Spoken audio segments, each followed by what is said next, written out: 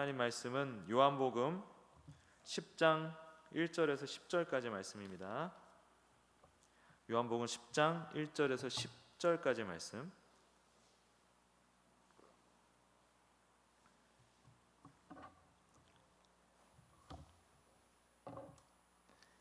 네, 요한복음 10장 1절에서 10절 같이 읽겠습니다. 시작. 내가 진실로 진실로 너희에게 이르노니 문을 통하여 양의 우리에 들어가지 아니하고 다른 데로 넘어가는 자는 절도며 강도요 문으로 들어가는 이는 양의 목자라. 문지기는 그를 위하여 문을 열고 양은 그의 음성을 듣나니 그가 자기 양의 이름을 각각 불러 인도하여 내느니라. 자기 양을 다 내놓은 후에 앞서가면 양들이 그의 음성을 아는 고로 따라오되 타인의 음성은 알지 못하는 고로 타인을 따르지 아니하고 도리어 도망하느니라. 예수께서 이 비유로 그들에게 말씀하셨으나 그들은 그가 하신 말씀이 무엇인지 알지 못하니라. 그러므로 예수께서 다시 이르시되 내가 진실로 진실로 너에게 말하노니 나는 양의 문이라. 나보다 먼저 온 자는 다 절도요 강도니 양들이 듣지 아니하였느니라.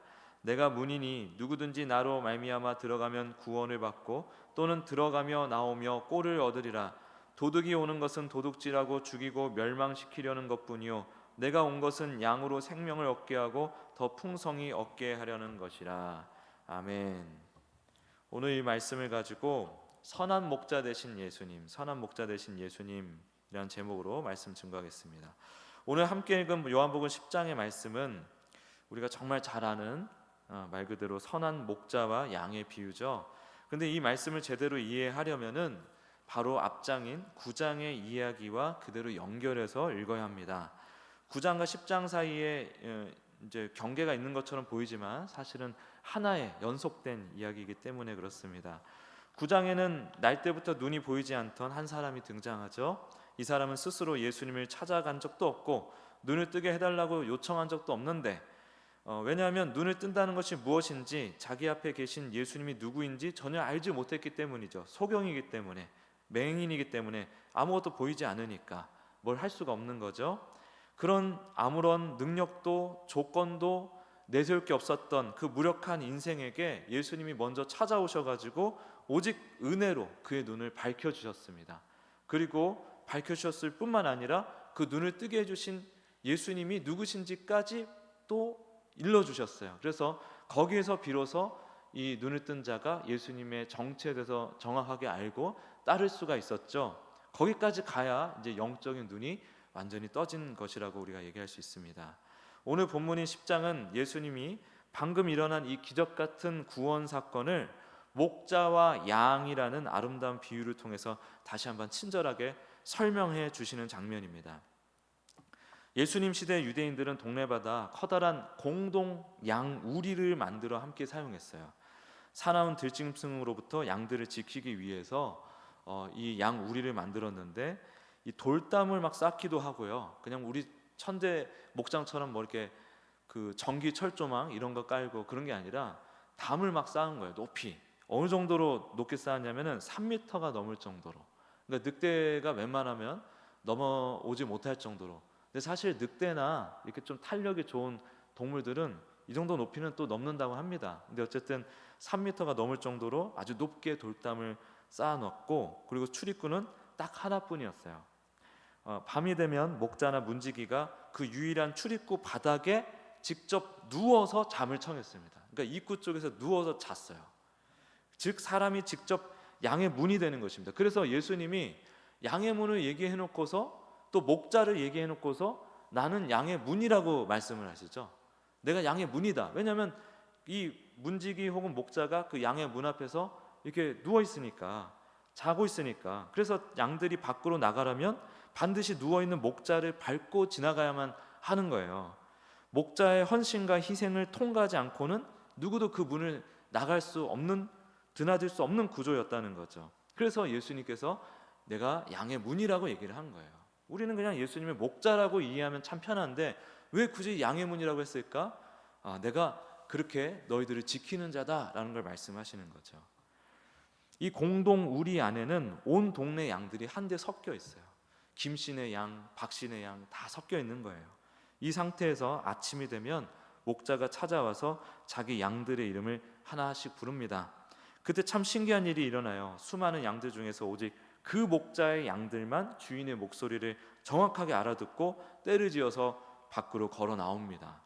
사실 양이 참 연약하고 미련한 동물이에요. 시력이 너무 나빠가지고 바로 앞에 양만 졸졸 따라다니는 게 양이거든요. 그렇게 앞에 양만 졸졸 쫓아가다가 조금만 한눈을 팔아도 길을 바로 잃어버립니다. 스스로를 보호할 날카로운 이빨, 뿔 이런 거 없어요. 양이 이렇게 박치기 좋아하는데 그 박치기 무서워할 육식동물이 없죠. 스스로 방향을 잡을 지혜도 없어서 목자가 없으면 반드시 길을 잃고 죽게 되어 있는 것입니다. 심지어 어느 정도로 이게 무심하고 어리석냐면은 미련하냐면은 콧구멍에 파리가 알을 까서 구더기가 생겨도 이거를 혼자 해결을 못 해가지고 나무에 머리를 막 들이받아요. 양이 그 정도로 우매한 존재예요. 스스로 어떻게 할 수가 없는 존재예요.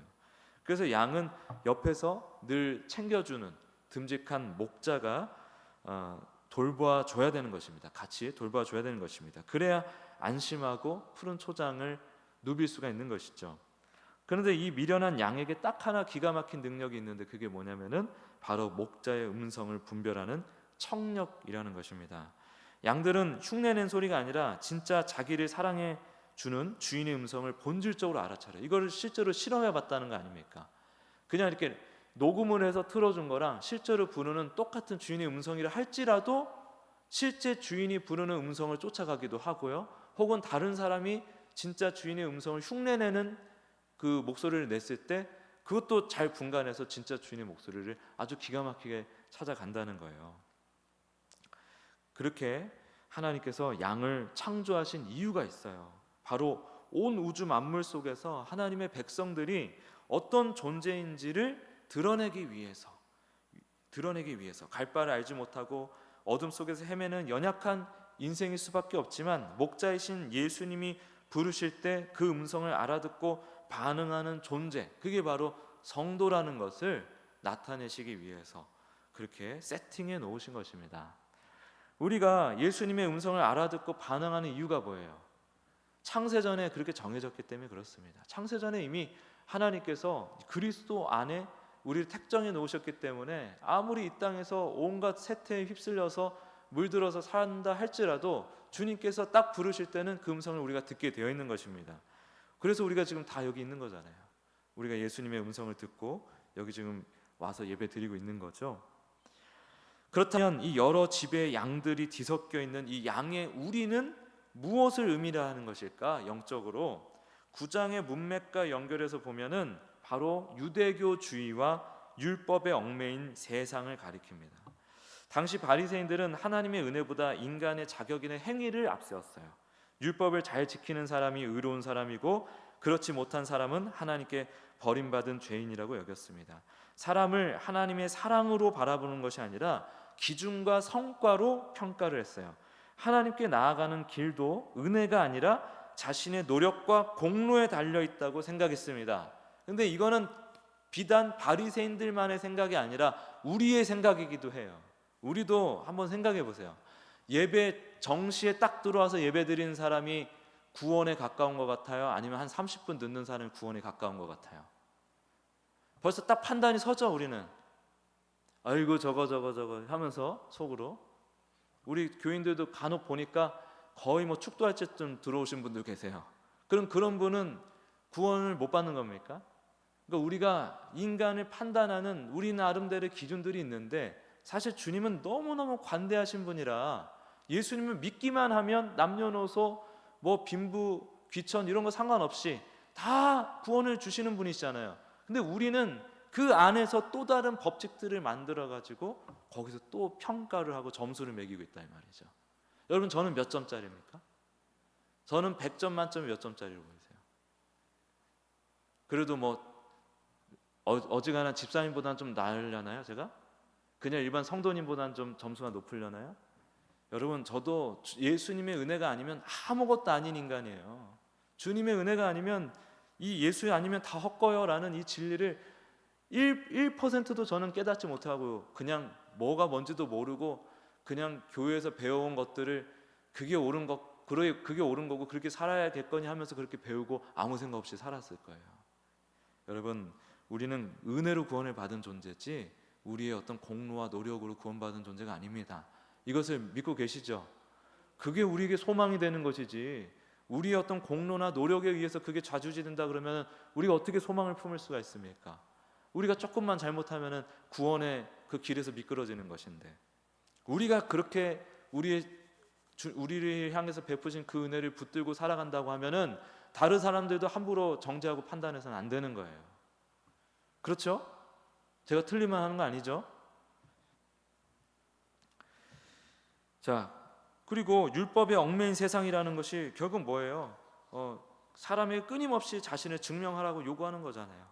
종교라는 것이 뭡니까? 규칙을 잘 지켜야 인정받는다. 세상은 또 뭐라 그래요? 어쨌든 잘해야 된다. 성과를 내야 가치 있는 사람이다 라고 말을 하죠. 방법은 다르고 뭔가 말하는 양식은 다른데 본질은 똑같아요.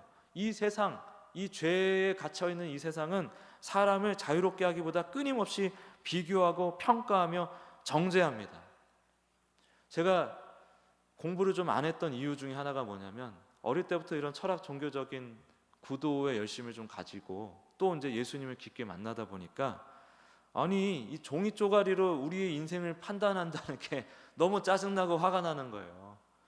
고3 그 수능 볼 때도 아니 이 수능 시험이 도대체 뭐길래 이 12년을 초등학교 때부터 고등학교 때까지 이 12년의 긴 세월을 이렇게 갈아 넣어야 되는 거지? 막 그게 너무 저는 언짢게 느껴지더라고요. 근데 그게 세상이에요. 끊임없이 점수를 매겨요. 끊임없이 비교를 해요. 못 살겠어요. 아주 특히 한국 사람들이 비교 진짜 많이 해요. 왜 그렇게 남에게 관심이 많은지. 저도 관심이 많습니다. 저는 목사니까 오지랖으로 살아야 되니까 어쩔 수 없지만, 자, 그리스 신화에 프로크루스테스라는 강도가 등장해요. 이 사람이 뭐하는 사람이냐면 지나가는 사람들을 자신의 침대에다가 눕혀요. 그리고 침대보다 다리가 길면은 잘라내버리고 짧으면은 억지로 늘려가지고 죽이는 거예요. 사람에 맞게 침대를 바꾸는 게 아니고 침대에 맞게 사람을 바꾸려고 하고, 그러니까 사실 그건 핑계죠. 어쨌든 죽이려고 하는 거죠.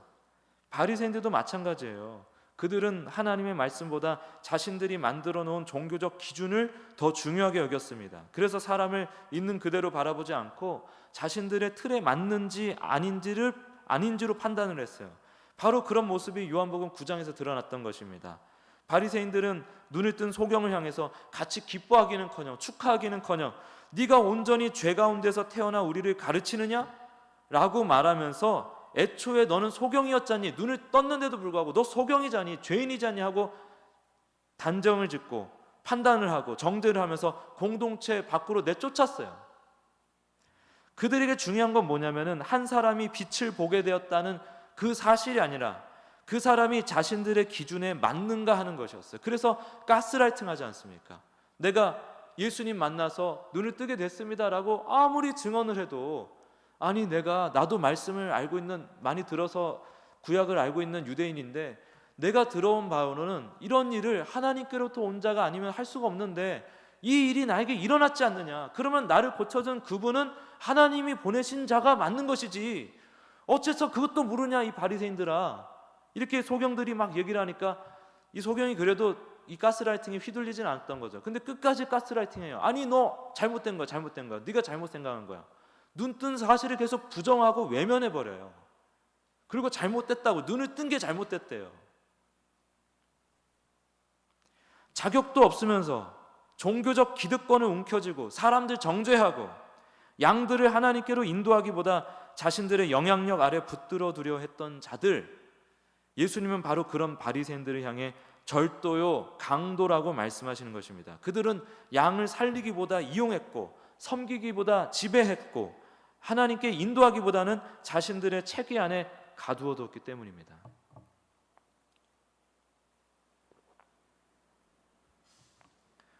반면 예수님이 말씀하시는 참된 구원의 길은 완전히 다르죠. 본문 9절에서 주님이 이렇게 선언하십니다. 내가 문이니 누구든지 나로 말미암아 들어가면 구원을 얻고 또 들어가며 나오며 꼴을 얻으리라. 구원은 3m가 넘는 높은 율법의 그 담벼락을 인간의 힘으로 막 기어올라서 되는 것이 아니라 유일한 문이신 예수 그리스도, 그분의 희생과 은혜를 통과하여 얻을 수 있다라는 것이에요. 여기서 들어가며 나오며 꼴을 얻는다는 표현이 뭐냐면 다시 나왔다가 들어간다 뭐 이런 뜻이 아니라 완전한 자유를 얻었다는 뜻이에요. 율법의 우리에서 나온 양, 이 율법의 세계, 우리 이게 지금 그러니까 어떤 유대주의 바리새인 이들에게 국한된 문제가 아니라 죄의 본성이라니까요. 이 율법주의 자체가. 제가 여기 와서 끊임없이 얘기하고 있지 않습니까? 죄의 세련된 이름이 율법주의라고. 물론 무율법주의 뭐 별의별 것 다 있어요. 근데 그 중에 가장 많은 퍼센테이지를 차지하고 있는 게 바로 율법주의예요. 지금 우리가 지금까지 신앙생활 해오면서 한번 생각해 보세요. 짐이 많았어요? 아니면 자유로웠어요? 정말 여러분 자유로우셨어요? 저는 자유가 하나도 없었어요. 제가 29대 선교단체 만들었다 그랬죠. 20살 때부터 찬양 사역을 하고 말씀 사역을 했었거든요. 전도사를 하기 전에도. 근데 그 모든 시간들이 돌아보면은 다 무거운 짐이었고 어떤 내가 이렇게 하지 않으면 안 될 것 같은 강박에 사로잡혀서 펼쳤던 일들이었어요. 그래서 하나도 솔직히 말하면 행복하지가 않았어요. 그냥 감정적으로 잠깐 어떤 자극을 받았을 때 행복하다라고 내가 스스로 얘기는 하지만 금세 홀로 있는 시간, 또 금세 어떤 문제가 터지고 금세 제가 제 인생이 흔들릴 만한 어떤 일을 마주할 때면은 제가 그냥 여지없이 무너져 버리는 거예요. 너무 연약한 거죠. 자유롭지 않으니까, 진정한 자유를 누리지 못하고 그게 뭔지를 모르니까 그냥 자유인인 척하고 살았던 거예요. 왜 그랬을까? 제가 바로 이 바리새인들처럼 살았던 거예요. 예수 하는데 예수님 흉내내기에 바빴던 것입니다. 예수님 안에서 진짜 자유를 누리기보다도 예수님 흉내내기에 너무 빠져 있었던 거예요. 근데 그게 흉내 돼요 안 돼요? 안 돼요, 여러분. 여러분, 우리 인생에 지금 원수들이 있을 겁니다. 왼수들, 용납하기 힘든 왼수들. 그 왼수들 억지로 용서하라고 하니까 그래요. 뭐 입으로는 용서합니다 하는데 속으로 그게 됩니까? 안 되던데요. 막 부글부글 하는데요. 지금도 생각하면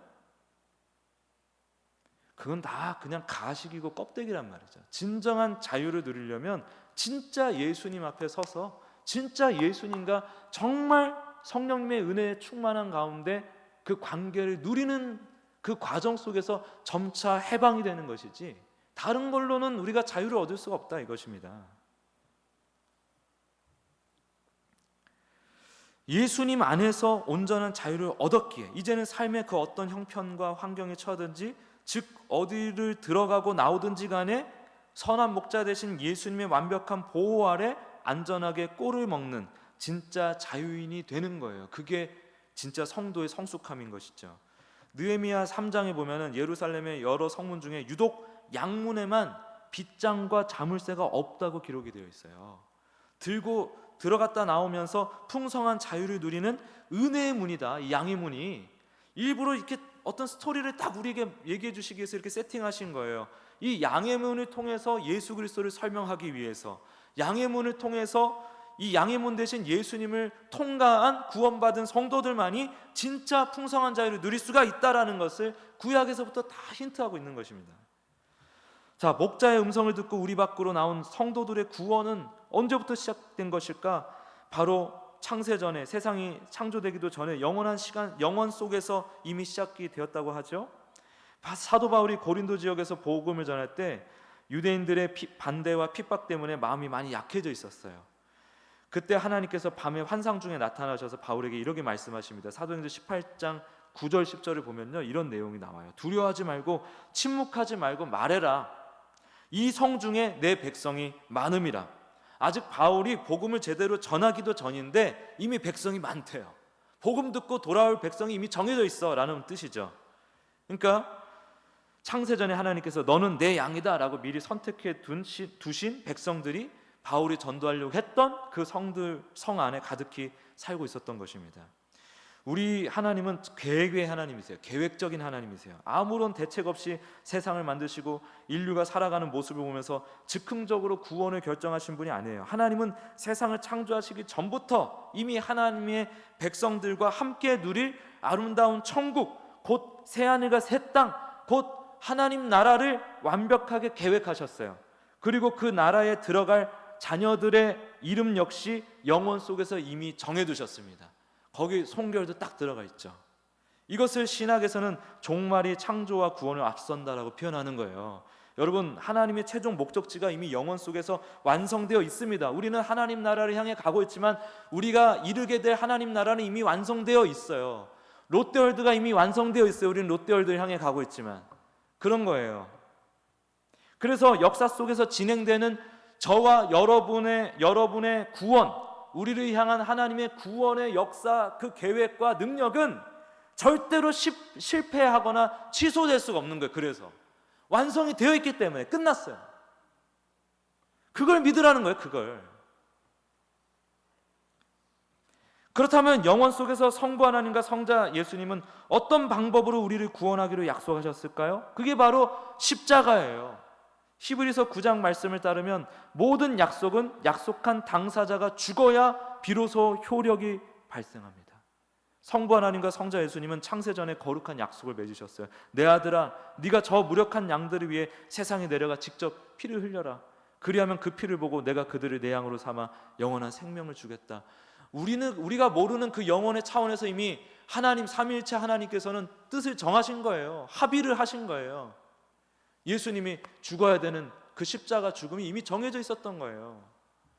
예수님은 이 영원한 사랑의 약속을 온전히 이미 그것을 계획하신 하나님이시기도 하고 이미 이걸 온전히 아시는 분이기 때문에 2000년 전 이 땅에 오셔서 기꺼이 십자가에서 목숨을 버리신 것입니다.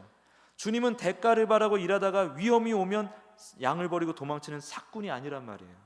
양들을 위해서 스스로 생명을 버리시는 참된 선한 목자세요. 그리고 사실은 예수님은 우리의 주님이시요 기묘라 모사라 전능하신 아버지시라라고 말씀하고 있지 않습니까? 삼일체 하나님이세요. 예수님께서는 성자 하나님은 지금 우리가 이해를 위해서 하나님께서 아버지 하나님, 아들 하나님, 뭐 성령 하나님 이렇게 구분하지만은 사실 이분이 한 하나님이에요. 삼일체 하나님, 우리의 주님이시고 아버지란 말입니다. 우리를 태어나게 한 부모단 말이에요. 우리를 지극히 사랑하는 부모님이세요. 우리 예수님, 우리 하나님.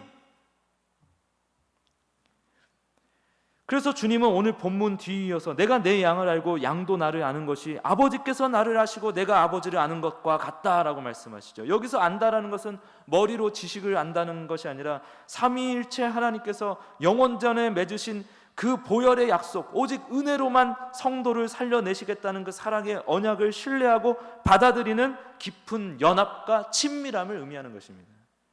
사랑하는 성도 여러분, 날 때부터 소경이었던 사람이 눈에 진흙이 덕지덕지 발라진 채로 사람들의 시선과 부끄러움을 무릅쓰고 실로한 못으로 떠듬떠듬 이렇게 걸어갔던 모습을 한번 상상해 보세요. 인간의 눈으로 보면 얼마나 그게 참 수치스러운 모습이고 또 그걸 또 대단하게 여길 수도 있죠. 그 대단한 결단과 노력으로 순종해서 눈을 뜬 것처럼 우리가 생각할 수도 있지만 하지만 진짜 진실은 뭐죠? 앞이 전혀 보이지 않던 그가 실로암까지 한 걸음 한 걸음 내디딜 수 있었던 원동력이 그의 열심이었습니까?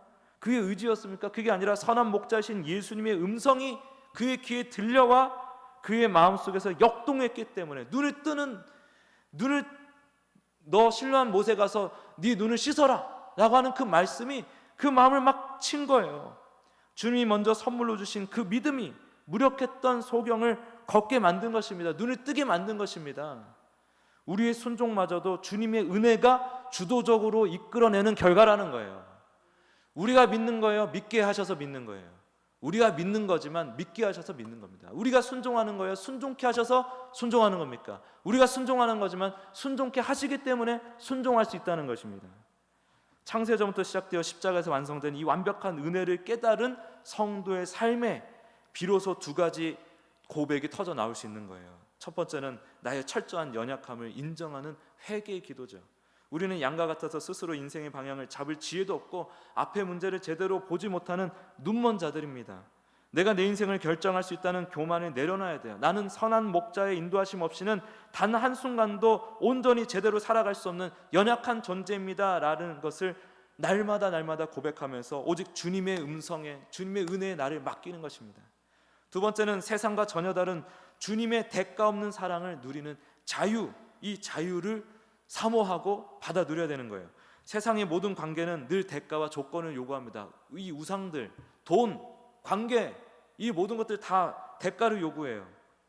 그러나 우리 예수님은 우리가 아무런 자격이 없을 때 먼저 찾아오셔서 목숨을 버리시고 우리를 구원하셨죠. 아무런 대가를 우리에게 원하지 않으셨어요. 이 확실하고 안전한 주님의 희생을 마음속에 품고 자유를 누리셔야 되는 것입니다. 우리의 구원은 우리의 어떠함에 달려있지 않아요. 그러니까 이게 헷갈리면 안 돼요. 이게 헷갈리면 자꾸 엉뚱한 걸 쫓아가는 거예요. 영원전부터 우리를 택하시고 사랑하신 하나님의 신실한 약속 때문에 우리는 오늘 이 자리에서 주님의 양으로 존재하고 있는 것입니다. 그러므로 내 삶의 연약함 때문에 낙심할 이유도 없는 것입니다. 잠깐 엎어질 수는 있죠. 그러나 그것 때문에 아예 엎드려질 필요는 없는 거예요. 다시 일어나서 내가 주님의 자녀고 주님께서 나를 이토록 사랑하시는데 내가 꿀릴 게 뭐야 이 세상에서. 어차피 100년 이상 살지도 못하는데 100년 살고 나면은 영원한 하나님 나라가 내 건데 여기선 비교할 수 없는 그 부와 명예와 존귀가 다 내가 누릴 것인데 내가 여기서 쫄면서 살 게 뭐가 있습니까?